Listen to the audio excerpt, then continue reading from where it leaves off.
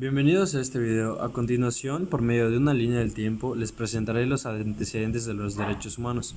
El primer antecedente o documento respecto a los derechos humanos que tenemos es el Cilindro de Ciro, que fue del año 539 a.C. Este documento antiguo ha sido reconocido en la actualidad como el primer documento de los derechos humanos en el mundo y está traducido en los 6 idiomas oficiales de las Naciones Unidas, y sus disposiciones son análogas a los primeros 4 artículos de la Declaración Universal de los Derechos Humanos.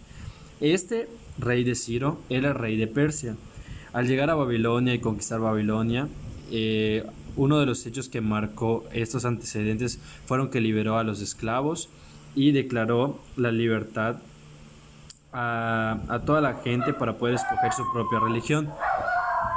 Todos esos derechos, junto con otros más, Ciro los proclamó y se quedaron grabados en el lenguaje acadio en un cilindro de barro que es conocido como el Cilindro de Ciro, y es el que tenemos aquí.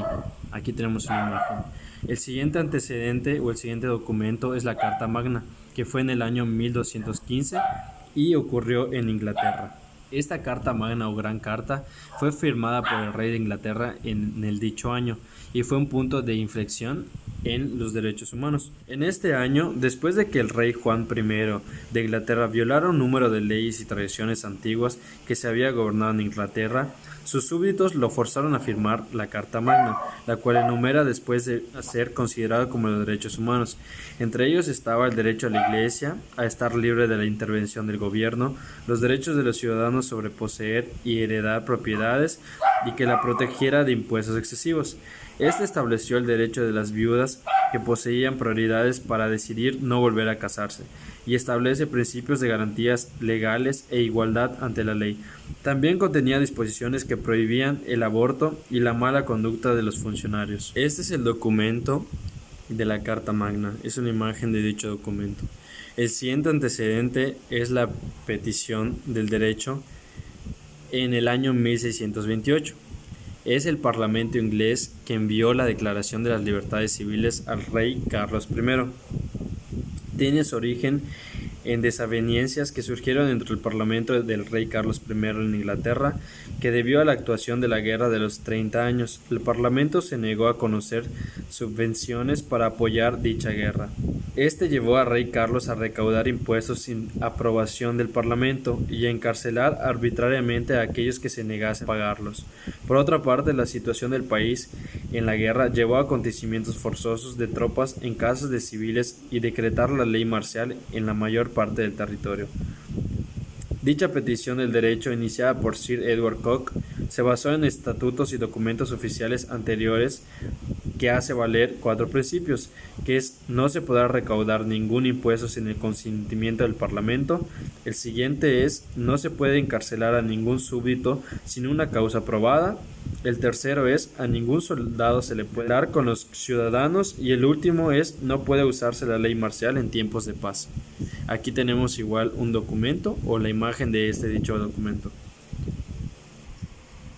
El siguiente documento o antecedente histórico es el de la ley de habeas corpus, que es el que tenemos aquí. Tenemos una imagen de este documento que ocurrió en el año 1679. El escrito de habeas corpus fue ante todo un procedimiento del derecho común inglés que facultaba a los jueces a examinar la legalidad de las órdenes de aprehensión ya ejecutadas y la causa de ellas, es decir, garantizaba la libertad contra los riesgos de los atenientes y presunciones arbitrarias. El siguiente documento que tenemos es el Bill of Rights, que fue en el año 1688. Posteriormente, igual aquí tenemos una imagen de este documento. En ella se reiteran las libertades expresadas en la Carta Magna, otorgada por Juan Sin Tierra en 1215.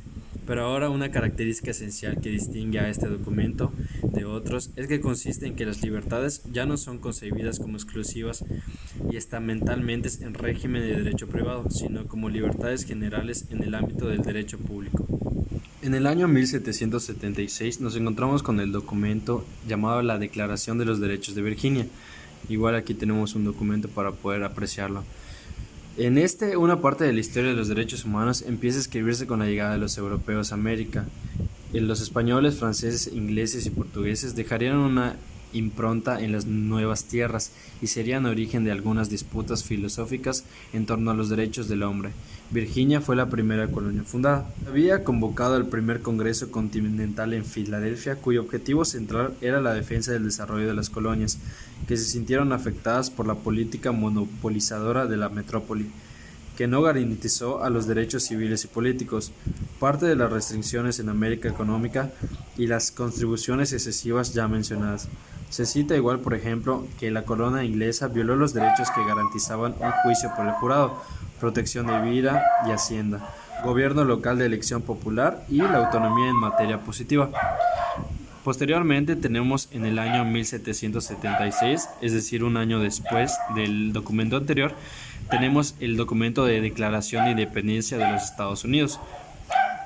En filosóficamente la declaración hace énfasis en dos temas muy importantes, que es el de derechos individuales y el de derecho de revolución. Esas ideas igual llegaron a ser ampliamente aceptadas por los estadounidenses y también influyó mucho en particular a la Revolución Francesa. En el año 1779 nos encontramos con la Constitución de los Estados Unidos de América y la Carta de Derechos. Posteriormente a esto, en el año 1789 tenemos la Declaración de los Derechos del Hombre y los Ciudadanos, pero primero vamos a tocar un punto acerca de la Constitución de los Estados Unidos de América y la Carta de los Derechos. En esta Constitución, Estados Unidos de América es fundada tal cual en el sistema federal estadounidense y el documento histórico del mundo occidental. Es la Constitución nacional escrita más antigua en su uso y define los organismos principales del gobierno y sus jurisdicciones y los derechos básicos de los ciudadanos. Se podría decir que de esta Constitución se hicieron o se sacaron varias otras o representando a varias otras de otros países. En la Declaración de los Derechos del Hombre y de los Ciudadanos en 1789, proclama que a todos los ciudadanos se les deben garantizar los derechos de libertad de propiedad, seguridad y resistencia a la opresión. En el año de 1864 tenemos el documento que es llamado la Primera Convención de Ginebra, en el cual estipula la obligación de proveer atención médica sin discriminación al personal militar o enfermo y de respetar al transporte y el equipo del personal médico con el signo distintivo de la Cruz Roja sobre fondo. En el siguiente año, que es el 1791, que tenemos la Declaración de los Derechos de la Mujer y de la Ciudadanía, que inicia con la exigencia de un principio de igualdad, por cuanto la mujer nace libre, igualdad de derechos con el hombre, en tanto que las diferencias sociales no pueden estar fundadas más que en el bien común.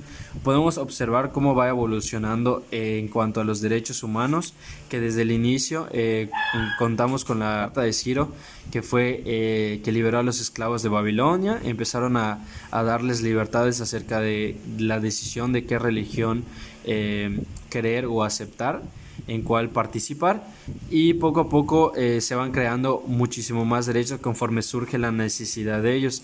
En este punto, en estos años, ya tenemos que los derechos empiezan a ser necesidad acerca de las igualdades entre hombre y mujer, las igualdades entre la libertad, entre los personajes o las jurisdicciones militares que se tenían antes.